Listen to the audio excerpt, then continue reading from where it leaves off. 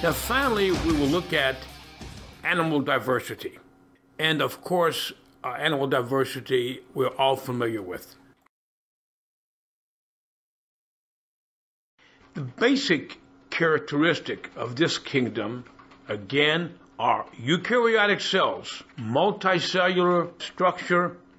These are heterotrophs, simple to complex organs, and there are large diversity of phyla, the major groupings under kingdoms.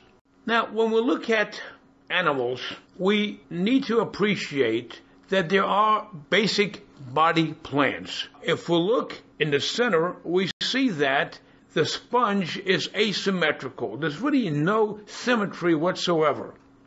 If we look to the left, we'll look at the jellyfish. It has radial symmetry. If we put one point in the middle, and we can put a circle around that axis. If you look to the right, we have bilateral symmetry, and most animals that we're familiar with will have bilateral symmetry, in that we can divide basically an animal in two, having a front, back, a top, bottom, and so on. As we said, there are multi-phyla in this kingdom. What we will do is look at some key phyla and some major characteristics of this phyla. To start with, we're going to be looking at Porifera, Cnidaria, Plathelmintes, annelids, mollusks, nematodes, arthropods, echinoderms, and finally, chordots. And we all belong to the chordots. And if you look carefully, you can see how these phyla evolved from the ancestral protist to the various key development stages that finally led to the various phyla that we're looking at. So let's look at the characteristics of some select animal phyla. First of all, the Porifera. The Porifera are sponges. Now, sponges do not have true tissue. They are organized cellular structures. They work together, but we do not consider them as having true tissue. Nor do they obviously have true organs, and nor do they have symmetry.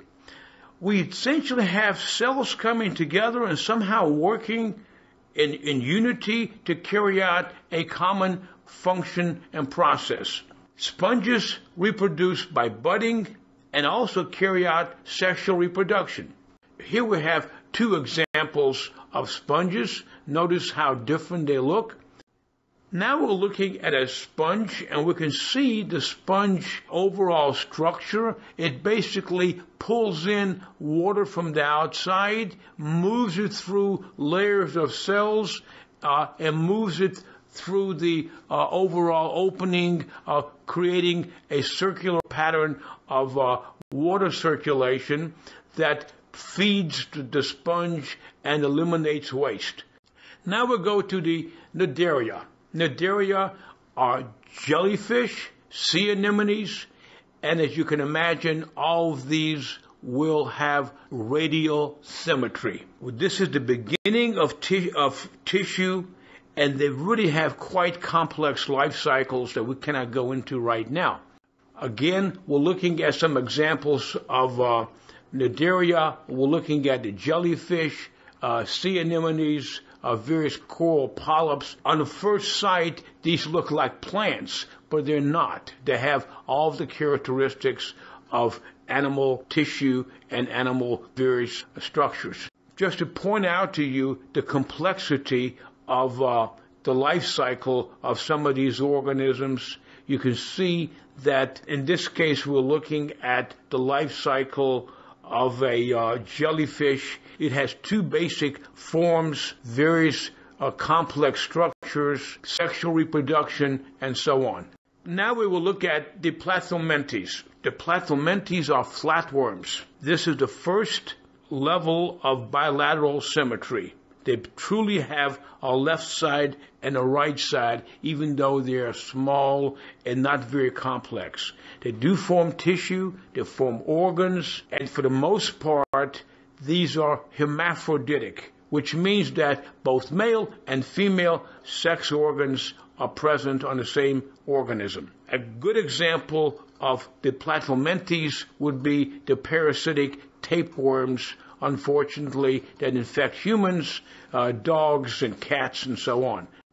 Now here we're looking at a flatworm, okay? As you can see, the flatworm is starting to evolve into a number of primitive organs. We see testes, we see ovaries, the penis, the genital spores, we see the development of nerve cords and primitive eyes, and also the beginning of a brain. Now we will look at annelids. Now, as we go through this little tour of the diversity of animals, I want us to recognize how the circulatory system and how the nervous system evolves. In the previous slide, we saw the beginning of a circulatory system. Here we'll start to see that both the nervous system and the circulatory system evolve even greater. Earthworms, of course, is an example of this particular phyla. This phyla begins the first level of body segments. When we think of our body segments, we think of the head, the thorax, the abdomen, and so on. But the first body segment started off with the annelids, the earthworm. We have true tissue. These are also hermaphroditic, and as you'll see in a moment, a true circulation begins. In this slide, we're looking, of course, at an earthworm. The first thing we notice about the earthworm is that it's segmented. It's got little appendages for feet. It starts to have a mature circulation. Gosh, this earthworm has 5 hearts and a circulatory system. And it's got the first truly formed brain. It starts to have a tube within a tube in the sense that we have a mouth, a digestive system, and so on. So, again, to emphasize, in the development process of organisms, the circulatory system has to evolve. Secondly, digestive system starts to evolve, the brain starts to evolve, and segmentation starts to evolve. Now we'll look at some water-based phyla like the mollusks, oysters, octopus, snails. Often these will form a hard shell that we can see. They have developed organs and tissue. Let's look at a few examples. Here we're looking at an aquatic snail. We can see again a fairly developed circulatory system with a heart. Now we start to see gill formation. We see a nervous system evolving. We also see a fairly complex digestive system evolving with respect to the stomach, the mouth, the anus, and so on. Now, the nematodes are fairly primitive organisms. Usually these are parasitic. Roundworms is an example of this.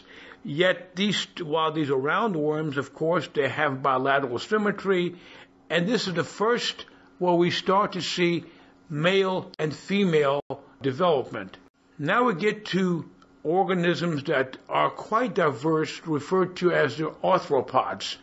Now the arthropods are diverse because they encompass insects, lobsters, spiders, and so on. Now an important feature of this particular phyla is that all of them will have an exoskeleton, unlike humans or mammals that have endoskeletons. The exoskeleton will limit significantly the size of an organism. These organisms have complex organ systems. They will have body segmentation. They will go through a process of molting where they lose exoskeleton and get newly developed exoskeleton with time. They have paired appendages. So let's look at this in more detail. This slide simply looks at the diversity of the various arthropods. Now, looking carefully at an example of an arthropod, we see that segmentation had evolved into the head, the thorax, and the abdomen. In addition, we see that appendages are quite apparent, paired appendages. We also see the complex exoskeleton with various muscles that allow the exoskeleton to move. And again, as we pointed out before, the exoskeleton will limit the size of these animals. Now we go to another organism that has similar complexity to the arthropods, and this is the echinoderms. Echinoderms' best example will be starfish. They are essentially radial symmetry.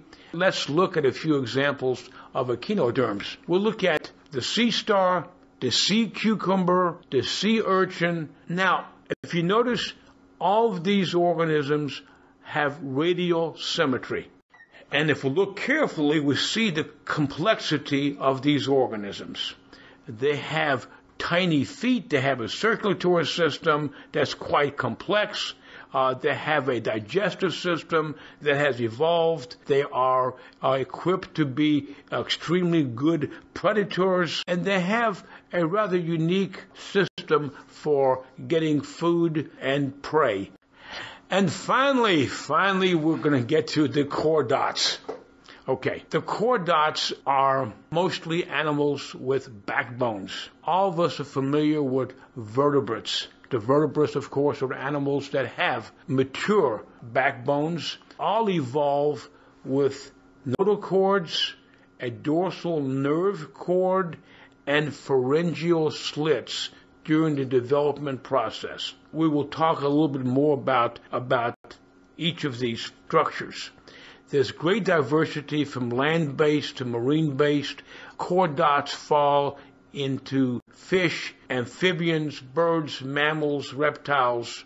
Let's look at the basic structure of the chordot.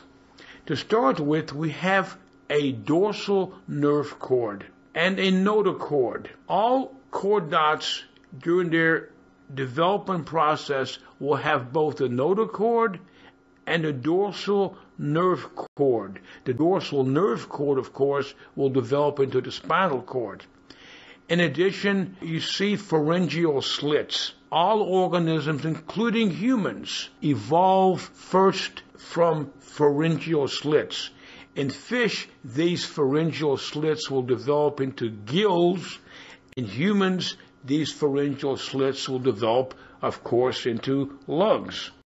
Now here we're looking at a lobe-finned fish. The reason why I am showing you this particular fish, the lobe-finned fish, is because if you remember earlier, we showed that this is our ancestor. This organism eventually moved out on land and developed feet, developed structures that evolved into the amphibians, and of course we believe that the amphibians evolved into other organisms that produced other chordots and so on. Here we're looking at amphibians and the complex life cycle of frogs.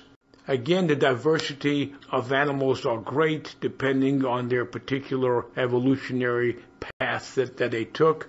Guess we're looking at some more birds here. I'm not sure I know what to say here, but birds are birds, folks. So let's summarize what we've learned about biodiversity. Obviously, we have hundreds of thousands of species of plants, animals, and so on. We have grouped organisms into 6 major kingdoms.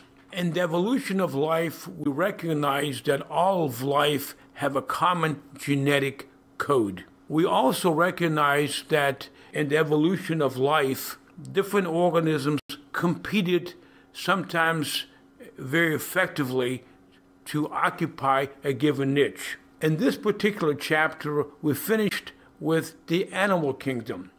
And most important, with respect to the animal kingdom, we see that organisms evolved with respect to certain symmetry, with respect to segmentation of body parts, with respect to the evolution of the digestive system, with respect to the evolution of the nervous system, and also with respect to the evolution of the circulatory system. So when we look at all of this, we can get a better appreciation for the overall biodiversity of life.